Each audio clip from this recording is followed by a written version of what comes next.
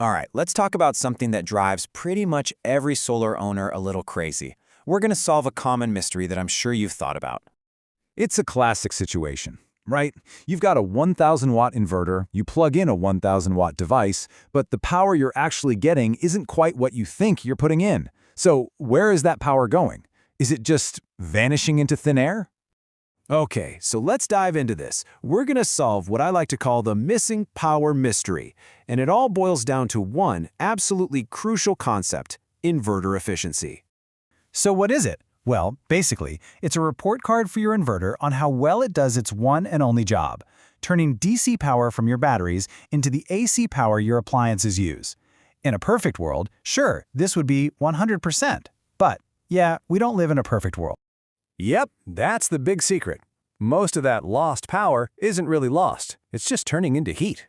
You know, if you've ever touched your inverter and felt it get warm, well, you've literally felt inefficiency at work. So, what's actually causing this energy loss? It's not just one thing. Let's break down the main culprits behind it.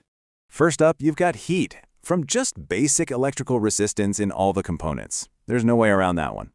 Then there's something called idle draw. Think of it as the phantom power the inverter sips on just to stay awake. And finally, you have what are called switching losses. These are tiny, tiny bits of energy that get lost in the super fast electronic switching that happens when you turn DC into AC power. Okay, now this is where things get really interesting. See, an inverter's efficiency, it's not one single number. It actually changes all the time depending on how hard you're pushing it. Take a look at this. It totally reveals the inverter's secret. They have a sweet spot. And here's the crazy part. It's not when they're maxed out. They're actually most efficient when they're just kind of cruising in that middle zone, say between 50 and 80% of their rating. If you run it with too little load or push it way too hard, you just start wasting more and more energy. And this shows you exactly why that happens. At really low loads, the inverter's own power consumption, that idle draw we talked about, is a huge chunk of the total power being used. That just tanks the efficiency. But then, when you push it to high loads, the problem changes. Now it's all that heat from resistance and those switching losses that really start to build up, and efficiency drops off again from its peak. All right, so this isn't just a bunch of theory, right? This has a real impact on how much juice your system is actually pulling from your batteries. Let's run the numbers on a real-world example to see what I mean. So let's imagine you're running a 1,000-watt appliance. Your system's built on a 48-volt battery bank, and you check the manual for your inverter. It says it's about 90% efficient at this kind of load. Okay, let's figure out the real current draw. The formula itself is pretty simple, but it is so important. You just take your AC power output and you divide it by your DC voltage. But, and this is the key, you have to multiply that voltage by the efficiency first. So for us, that's 1,000 watts divided by, well, 48 volts times 0.90. And what do we get? Boom, 23.1 amps. Now think about this. If you had totally forgotten about efficiency and just divided 1,000 by 48, you would have gotten around 20.8 amps. That extra 2.3 amps? That's the inefficiency tax you're paying. And yeah, it might not sound like a lot, but trust me, it has huge safety implications. Right. So this is the really critical point. This isn't just about a little bit of wasted power. It's about a risk that a lot of people just don't see. That extra current has to go somewhere, and if your system isn't ready for it, well, things can get dangerous.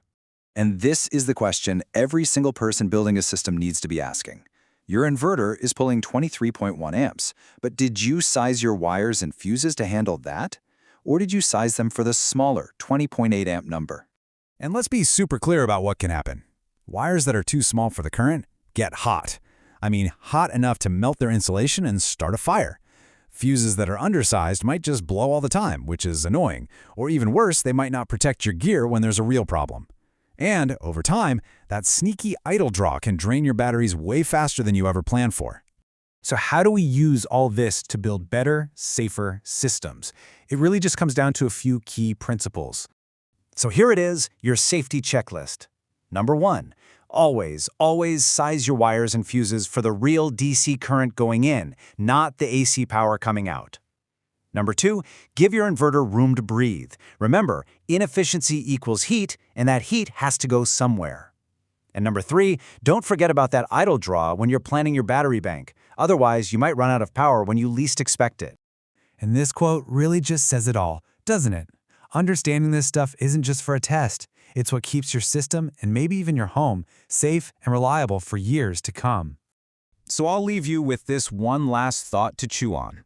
Is your solar system sized for efficiency, or is it accidentally being sized for failure? Knowing the real numbers makes all the difference.